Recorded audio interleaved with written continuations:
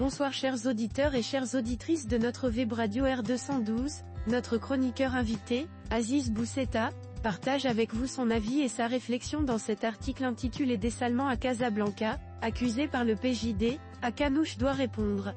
Le voici, présenté en podcast rien que pour vous. Installez-vous confortablement et plongeons ensemble dans cette analyse. Notre journaliste ouvre son propos en soulignant les différences marquées entre les protagonistes principaux de cette affaire, et insiste sur le climat tendu entre les deux partis qu'ils représentent, le PJD et le RNI ainsi.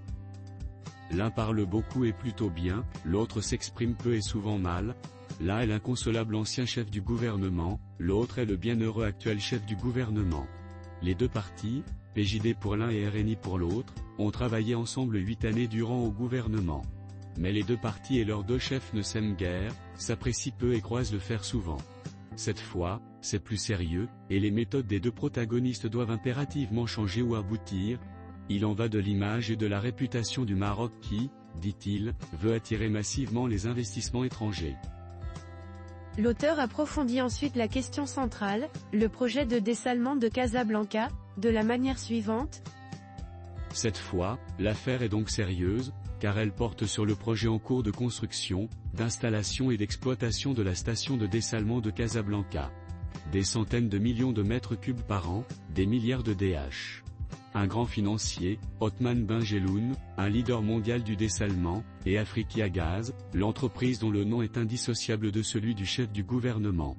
Aziz Akanouche a pourtant bien quitté toutes ses fonctions de direction à la tête de cette entreprise depuis son accession à la présidence du gouvernement, et c'est tout à son honneur, mais il en reste actionnaire, ce qui est tout à fait légal. Mais la rumeur a la peau dure, elle court comme on dit, et elle se renforce comme boule de neige quand elle ne reçoit pas de réponse. Notre chroniqueur explore ensuite les faits récents qui ont intensifié cette affaire.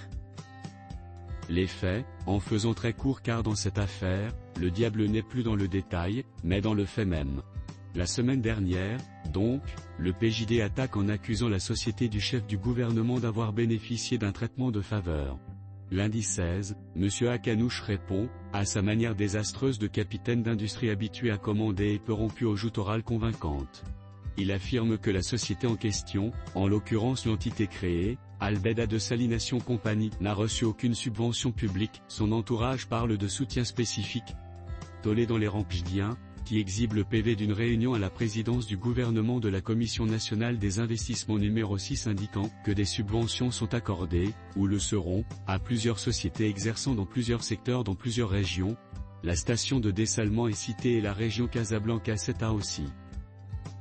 Aziz Bousseta illustre la situation en relatant une conférence de presse tenue par le PJD ainsi. Ce jeudi 19 décembre, conférence de presse au siège du PJD, avec Abdelilah Benkiran au centre, à sa droite Driss El Azami Drissi et à sa gauche, Abdallah Bouanou. Des durs, des connaisseurs, des cogneurs. Ils connaissent bien le dossier et ils cognent. Ils accusent le chef du gouvernement de rien moins que de conflit d'intérêts, de délit d'initié et, dans la foulée, de trafic d'influence. Ces expressions ne sont certes pas exprimées clairement mais l'intention y est. Les chefs du PJD affirment ainsi que le chef du gouvernement, ayant des intérêts dans le groupement, savait que l'IS allait baisser à partir de janvier 2024, d'où la création d'Albeda en janvier 2024, qu'il préside la Commission nationale des investissements, pour l'octroi de subventions et que, de toutes les façons, être chef d'un gouvernement qui doit statuer sur le fonctionnement d'Albeda, qui lui appartient indirectement, tout cela est plutôt amoral. Le chroniqueur enrichit son analyse en rapportant une source proche de la présidence du gouvernement ainsi. Contacté, une source à la présidence du gouvernement explique que toutes ces accusations ne reposent sur rien et que l'appel d'offres international en question s'est déroulé dans des conditions de transparence, et que, comme l'a déjà indiqué le chef du gouvernement au Parlement, le moment viendra de revenir sur ce sujet. Dont acte, mais ce n'est pas la première fois que le chef du gouvernement dit qu'il va s'exprimer, et qu'avec le temps et les nombreuses occupations, il oublie. Toujours est-il que quelques jours plus tôt, au Parlement, le plus officiellement du monde, Aziz Akanouche rejette tout cela avec, il faut le souligner, une certaine morgue, faisant davantage penser à un PDG s'exprimant devant une assemblée générale turbulente, qu'à un chef de gouvernement aux situations délicates.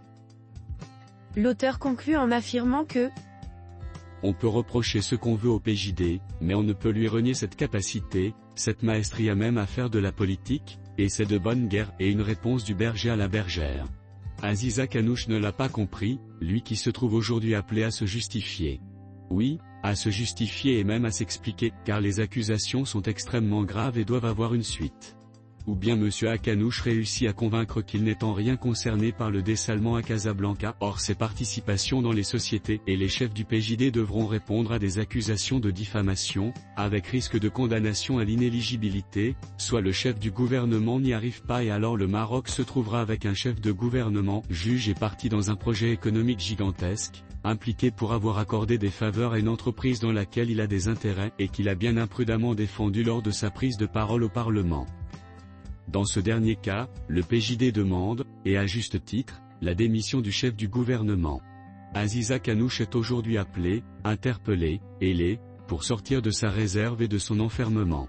Il doit clarifier les choses, ces choses dont l'opinion publique parle depuis un an, depuis que le projet de dessalement à Casablanca a été attribué. Il a dit qu'il le ferait, le plus tôt sera le mieux alors. Le chroniqueur explore enfin les possibles dénouements ainsi. Il faut que cela cesse, que les insultes de Si Ben-Kiran contre Sia Kanouche cessent et que la condescendance de Sia Kanouche à l'égard de Si Ben-Kiran cesse aussi. La solution sera soit politique au moyen d'un regroupement de l'opposition autour de cette affaire, comme le laisse entendre le PJD, qui sait que numériquement, l'opposition reste largement minoritaire, soit judiciaire si un procureur intrépide ou si la Cour des comptes, avec sa méticulosité habituelle, décide de s'autosaisir de cette affaire très salée, soit autrement, en interprétant la Constitution, car quand un ancien chef du gouvernement accuse l'actuel, il faut s'en alarmer. Merci chers auditeurs et chères auditrices de la Web Radio R212 d'avoir écouté ce podcast. Votre intérêt et votre fidélité sont notre plus belle récompense. Nous espérons vous retrouver très bientôt pour de nouvelles réflexions et analyses.